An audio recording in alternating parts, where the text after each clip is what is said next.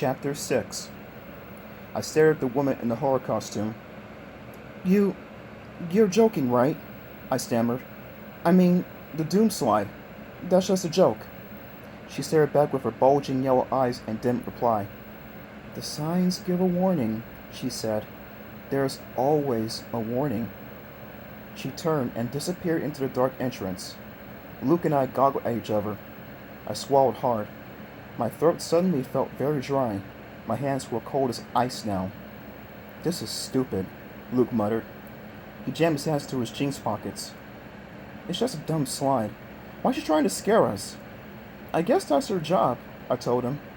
We've got to find Mom and Dad, Luke muttered. We've got to find Clay first, I told him. If Mom and Dad find out we lost Clay, they'll get angry and make us go home as soon as we find him. If we find him, Luke said glumly. I glanced back across the plaza. No Mom and Dad. Two teenagers were buying black ice cream cones from the whore at the cart. Two whores were sweeping the plaza with bush brooms, working side by side. Far in the distance, I could hear the howl of a wolf from the werewolf village. The sun was high in the sky now.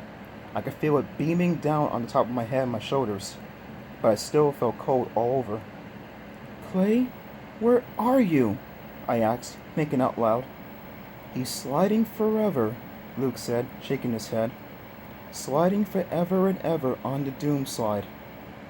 That's dumb, I replied. But Luke had given me an idea. Come on, I said, tugging the sleeve of his t-shirt. I started pulling him into the dark entrance. Huh? Where? Luke pulled back.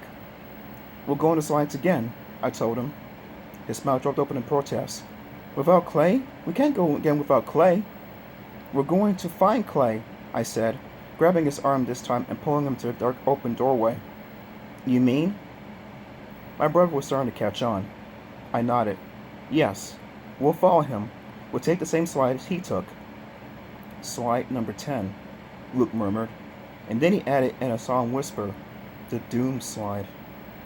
We'll take it, and it will lead us right to him, I said. We climbed the ramp in silence. The rapid thud of our sneakers echoed in the vast hollow mountain. We ran past the sign about halfway up to the top. I read it again as I passed it by. Warning, you may be the one to slide to your doom. Clay, are you still sliding?